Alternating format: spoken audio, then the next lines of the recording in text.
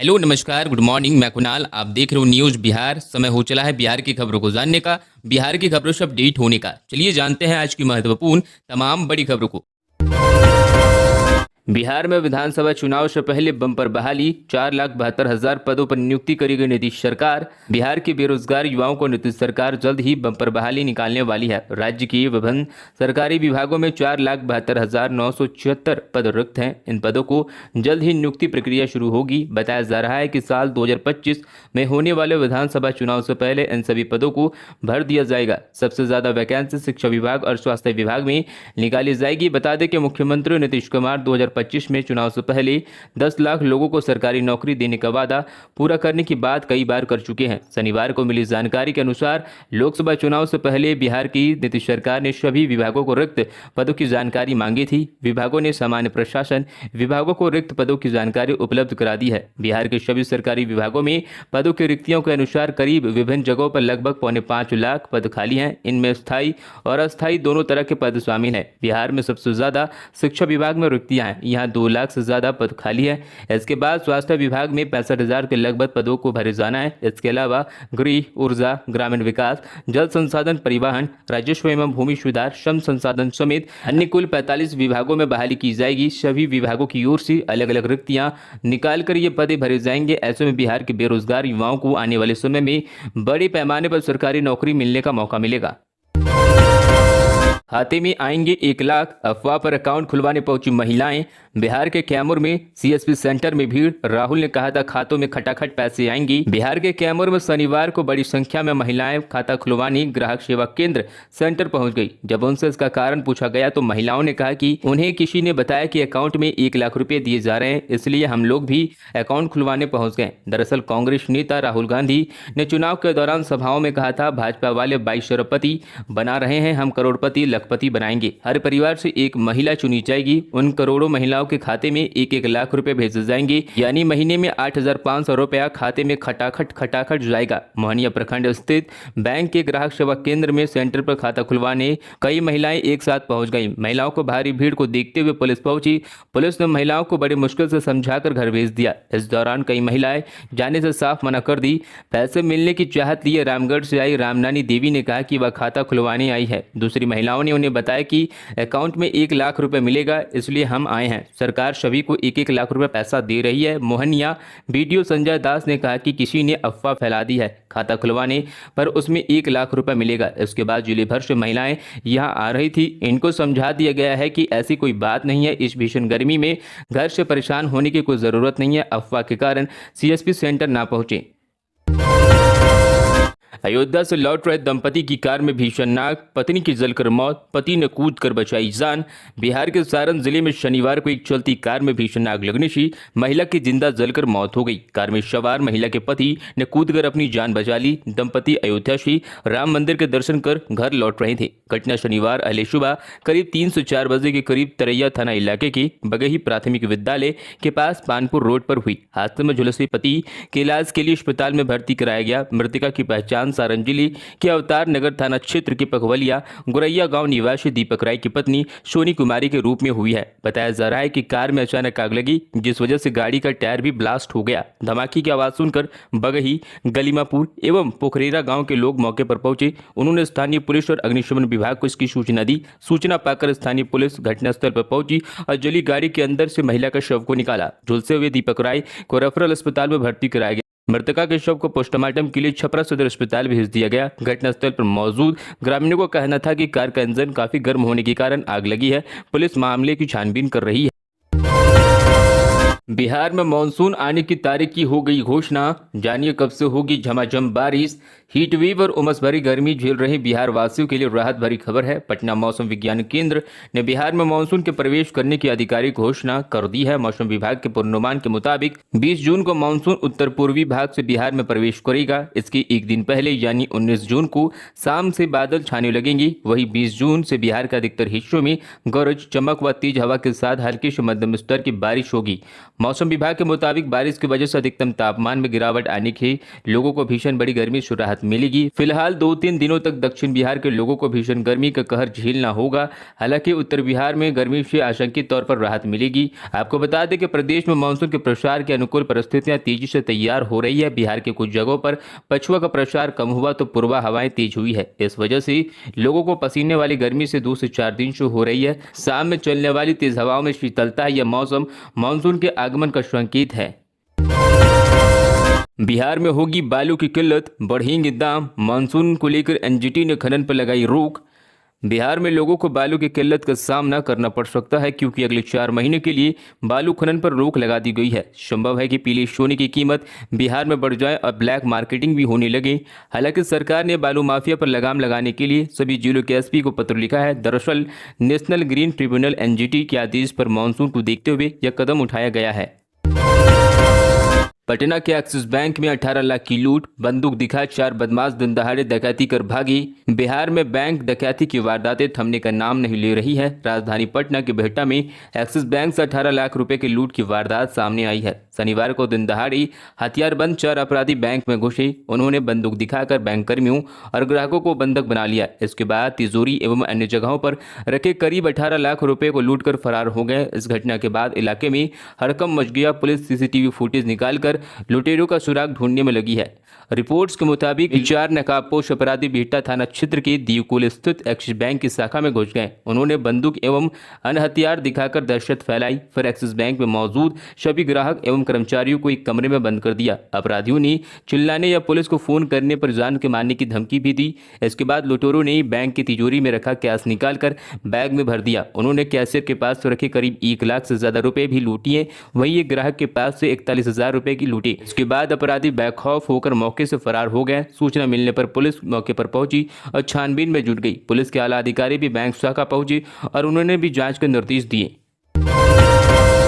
बिहार में हत्याओं को लेकर फायर हुए तेजस्वी यादव, बोले सरकारी अपराधियों को सिर्फ एक ही डर। बिहार में इन दोनों हुई हत्याओं और आपराधिक वारदातों को लेकर नेता प्रतिपक्ष तेजस्वी यादव ने नीतीश सरकार पर हमला बोला है। उन्होंने कहा कि बिहार की एनडीए सरकार में सरकारी अपराधियों को सिर्फ एक ही डर रहता है कि सत्ता संरक्षण में वारदात करते समय कहीं उनके पिस्तौल और बंदूक की गोलियां न खत्म हो जाएं। तेजस्वी ने हाल ही में विभिन्न जिलों में हुई हत्याओं का जिक्र करते हुए राज्य की कानून व्यवस्था पर सवाल उठाए। उन्होंने कहा कि ये सिर्फ गोली मारकर कई गई हत्याएं घटनाएं हैं। इनमें गोलीबारी और बमबारी की वो घटनाएं नहीं है जिनमें लोग किसी तरह बच गए और इलाजरत हैं। बिहार के पूर्व डिप्टी सीएम तेजस्वी यादव लगातार सोशल मीडिया पर पोस्ट कर राज्य का कानून व्यवस्था की स्थिति पर सवाल उठा रहे हैं। शनिवार को अपने पोस्ट में पटना, छपरा, सिवान समेत अन्य जिलों में हुई गोलीबारी और हत्या की घटनाओं का जिक्र करते हुए नीतीश सरकार पर निशाना साधा। इससे पहले भी उन्होंने कहा था कि बिहार में डबल इंजन की सरकार के बनावटी मंगल राज में इंसान की जान की कोई कीमत नहीं है। जब चाहे जहां चाहे सरकारी अपराधी किसी को भी गोली मार रहे हैं। मुख्यमंत्री नीतीश कुमार सहित सरकार के सत्ता संरक्षित अपराधी घटनाओं पर कोई लेना देना नहीं। पटना में दिनकर गोलंबर पर नीट परीक्षार्थियों का हंगामा, परीक्षा रद्द करने की मांग, आगजनी कर सड़क जाम।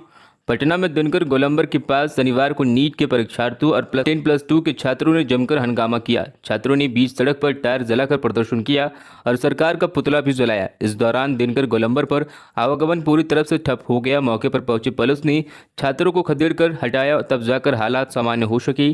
छात्रों ने नीट परीक्षा को कैंसिल कराने की मांग की है। नीट की परीक्षा में गड़बड़ी को लेकर देश भर में बवाल हो रहा है। इसमें पटना भी शामिल हो गया है। रविवार को पटना के दिनकर गोलंबर पर जोरदार प्रदर्शन किया गया। परीक्षार्थियों का आरोप है कि बड़े पैमाने पर गड़बड़ी की गई है, इसलिए परीक्षा रद्द करते हुए फिर से एग्जाम लिया जाना चाहिए। इधर नीट परीक्षा लेने वाली एजेंसी एनटीए ने पहले भी उन परीक्षार्थियों का एग्जाम फिर से लेने की घोषणा की है जिन्हें ग्रेस मार्क्स का लाभ मिला था। नीट यूजी 2024 की 1563 परीक्षार्थियों का एग्जाम 23 जून को होने वाला है, लेकिन प्रदर्शनकारी इस पर मानने की तैयारी नहीं है।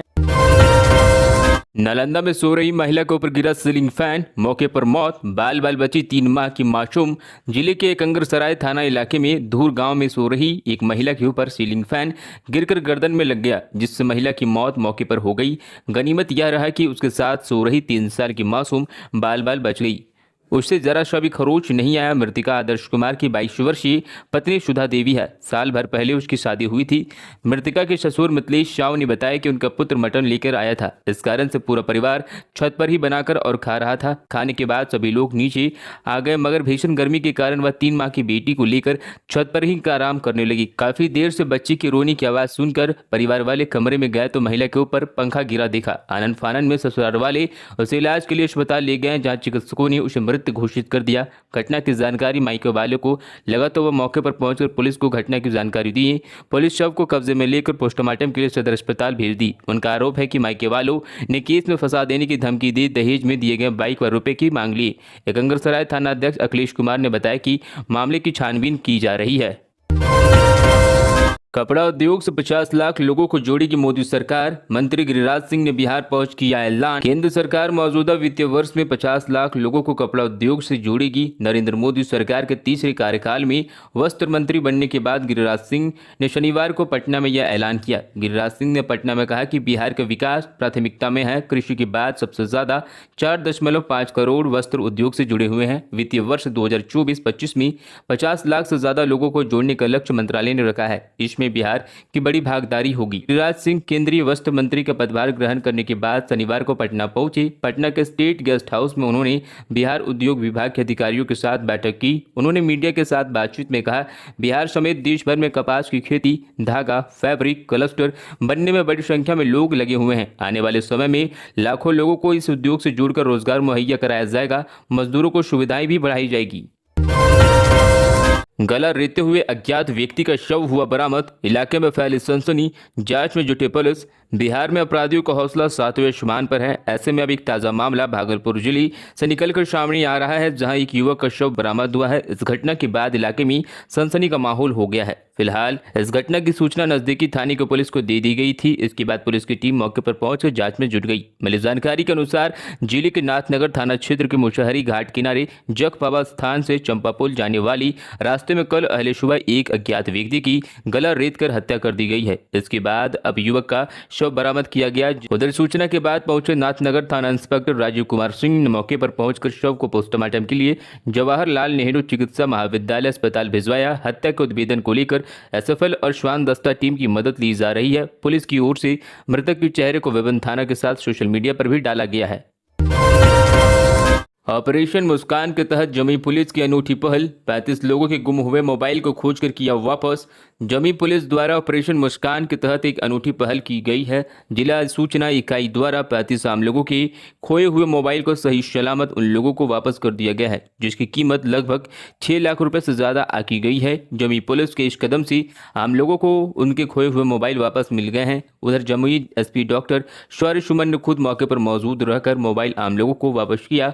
प्रेस को संबोधित करते हुए एसपी शोभन शौर्य ने बताया कि ऑपरेशन मुस्कान के तहत जमुई पुलिस की आम लोगों को न्याय, राहत एवं मानवीय मदद का सिलसिला निरंतर जारी रहेगा।